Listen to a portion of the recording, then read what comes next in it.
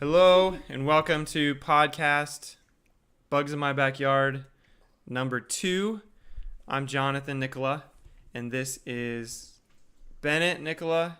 No, I'm not Bennett. Over here. They switched seats. Yeah. Bennett, age 7, and Samuel, age 9. Off camera, running the lights and the camera and the sound are Henry, age 4, and Elisa, age 11. And we're on here again. We're going to give this podcast thing another shot. We got some fun replies from people. We really appreciated that. And I just realized that in real video world, like, there's a glare on my head from being bald. What's a glare? It's like that, where the light glares off my head. Whoa, everything just turned green. Oh, really? Oh, did you? I see. You see the glare?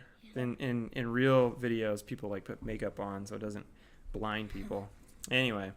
So we are here to talk about insects from our home in Kearney, Nebraska. We want to share with other kids cool things about bugs. And last week we talked about what an insect is. And just as a quick reminder, just some real basic stuff about whether you're looking at an insect or not.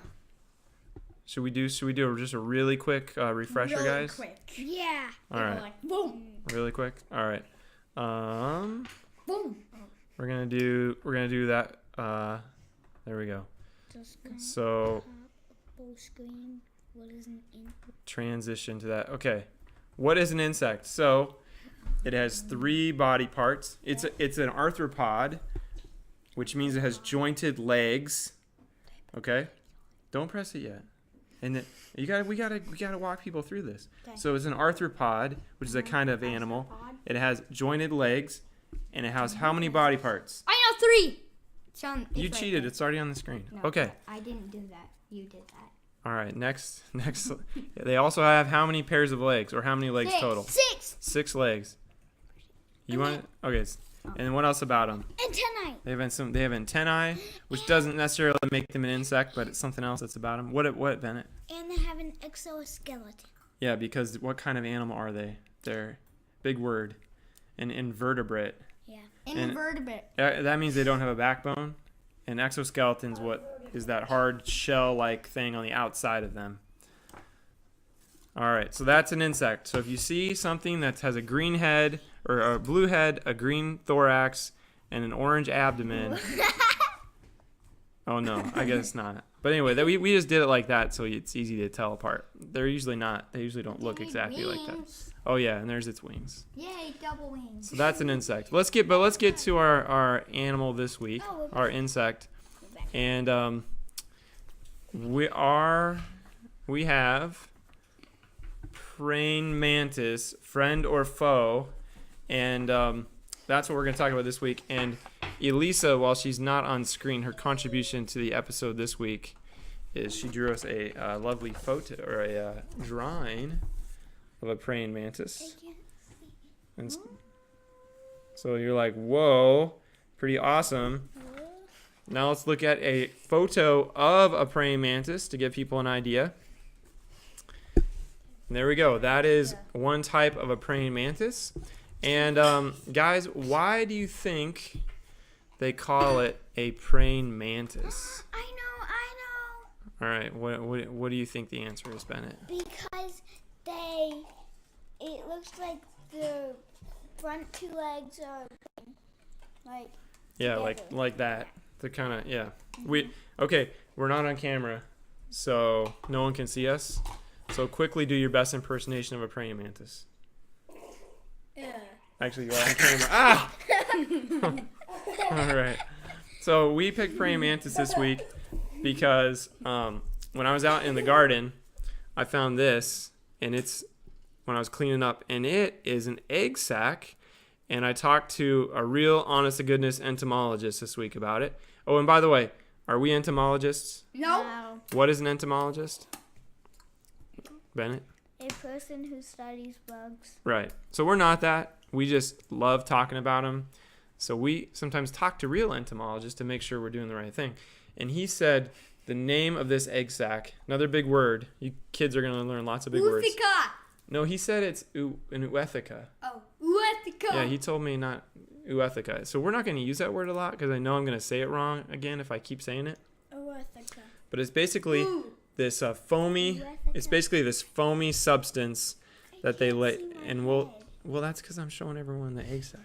It's they lay this and their eggs are in it. We're going to talk more about that later, but I found it in the yard. There's like several hundred praying mantises in here. Pretty cool. All right, so let's talk. So Bennett kind of came up with why people call them praying mantises. And let's show people how we've interacted with them. We had some praying mantis pets. Yeah, they're not alive anymore. They lived their long life and have passed on. We might get some more. But this one's actually a species from overseas called a ghost mantis. And that's when it was praying mantises when their babies are super, super tiny. We'll show you some other pictures of those later. Here's Bennett finding an Uethica. Right here. Oh, it's sideways. Oh, Just tilt your head. yeah, just tilt your head if you're on watching our podcast. So that's an egg sac we found last year. Sideways. And also we have another one of Bennett and Henry. And in this one we were playing with a praying mantis climbing up Bennett's arm, My arm. and it was on Henry too. And it was anyway, pretty cool, huh? So I thought it would bite me. yeah, we have fun with praying mantises didn't. in our house. So let's go back to a picture of one, and let's talk about it. I said the one that you said. All right. No fighting on camera, guys. Hi.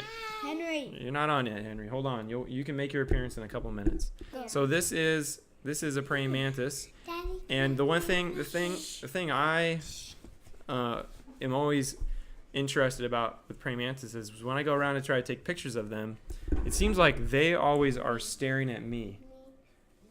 You know, it's like normally insects try to fly away. These guys stare right back at me, like they know something I don't. Like this little insect is I'm more afraid of it than it is of me. So these are some tough insects. And when you hear something's a tough insect, aggressive insect, what do you think it is? What kind of insect do you think it is? What do you think it eats? What is I it? think it's a predator. And Predator. It eats other bugs. Right, predator means it eats other animals, and so it so it's a predator, eats other animals, primarily insects. Okay, and what it'll eat whatever it can catch. There's actually been pictures of it eating things like snakes and like small birds and things like that. But so if these guys were much bigger, we'd have to watch out for them eating us in our sleep or something. But they can't. They're too tiny. So how do you think it catches its prey? So this is important. Sam, how does it catch the prey? How does it use it? Okay, the prey is what it eats. So predator eats other animals. Prey are animals that are eaten by other animals. So Bennett, how does it eat its prey? What techniques does it use? So when its arms are folded up, like when it looks like it's praying, it is actually in striking pose. Yeah. For when like a fly comes by, it'll stretch out its arms and grab it with the like spikes on its front two arms. Yeah, good job. It sits really still, and then when an insect comes close, it reaches out. So what does that tell you? Because a lot of insects will walk on all their 6 legs, right? Mm-hmm. So this is I'll show people our little fake insect, little beetle here. Yeah, like these insects use all their legs. They're walking on them, right? No, not a wasp. Well, yeah, when a wasp lands. So let's look back at this picture of this praying mantis. Hurry up for Bennett. Okay, there we go. So it has 2 legs on the car. This is my car. I got this picture on my car. 2 legs on the car, and then 4 legs on the car, and then there's 2 legs up in the air. They're like Bennett was saying, 2 of their legs aren't used for walking. they're used for grasping their prey. So they reach out and they've got these little spiny ridges on their arms.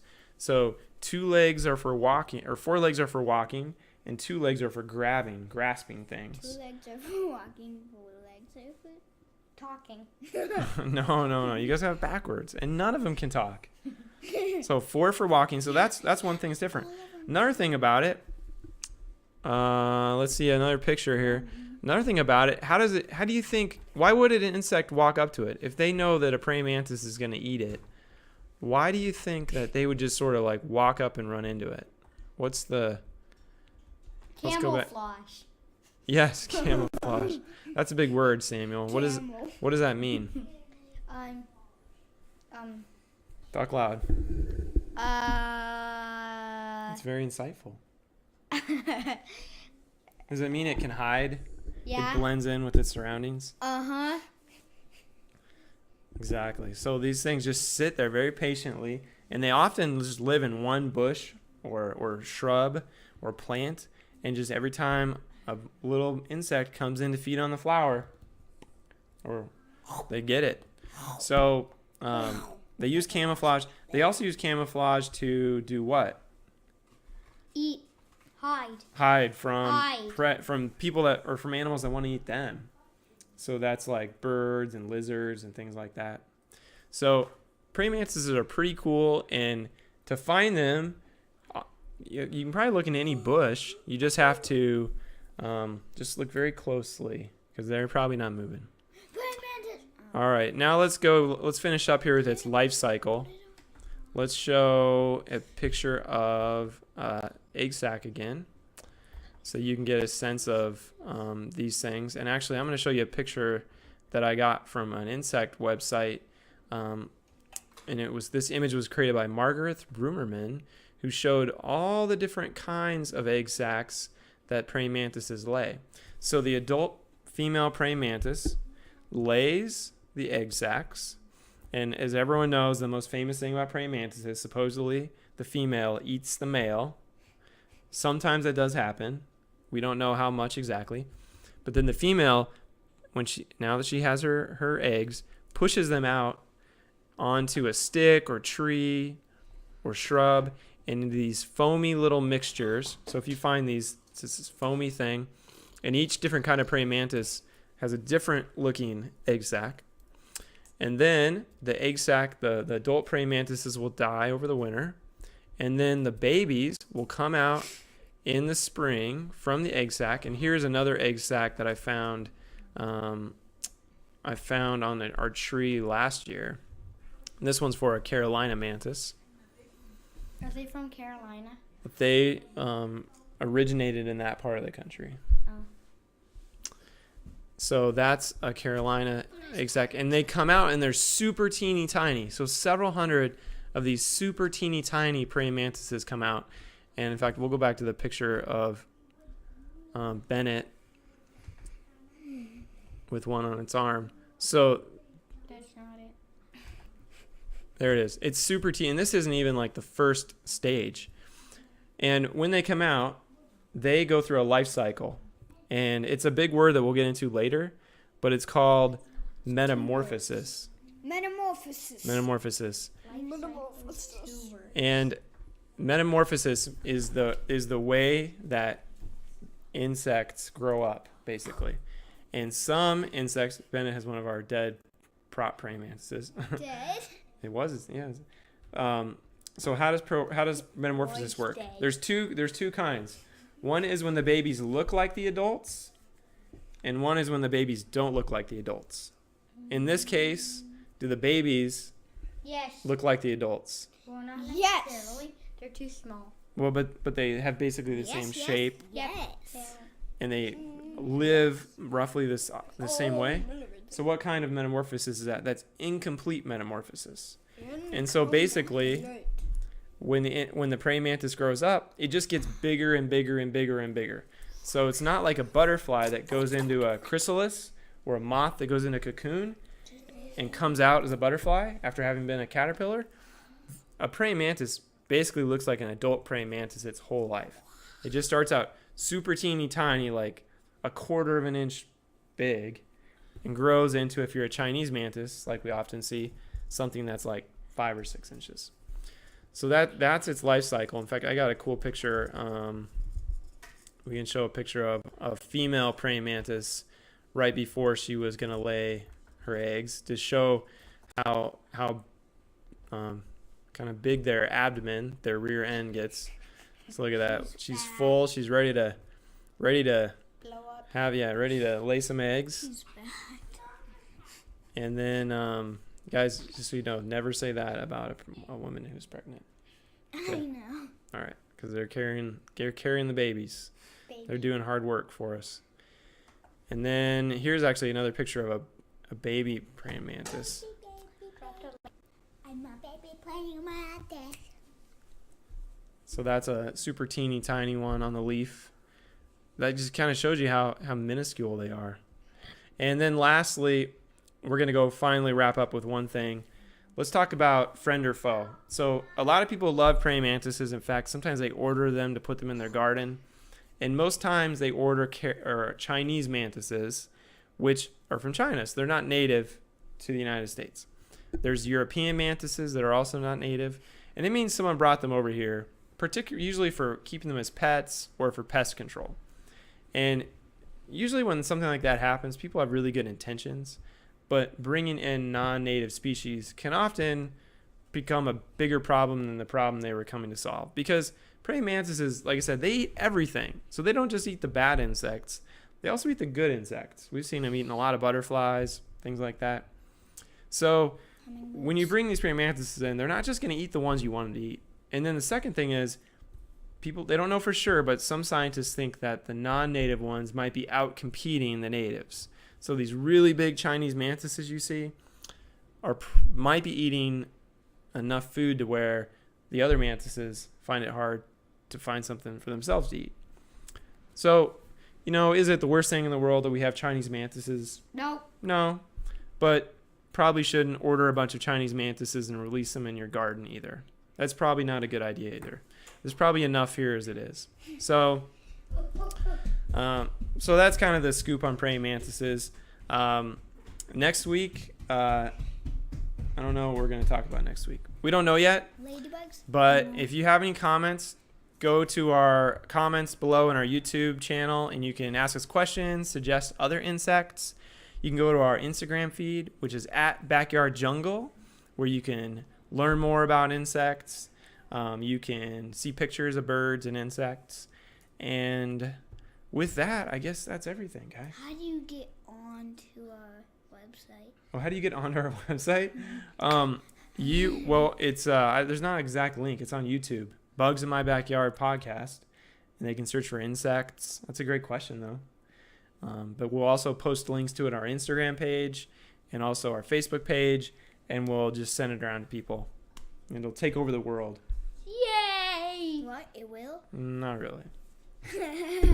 All right. Well, thanks, everyone. Have a great week, and we hope you learned something about praying mantises. Oh, see, now we're green.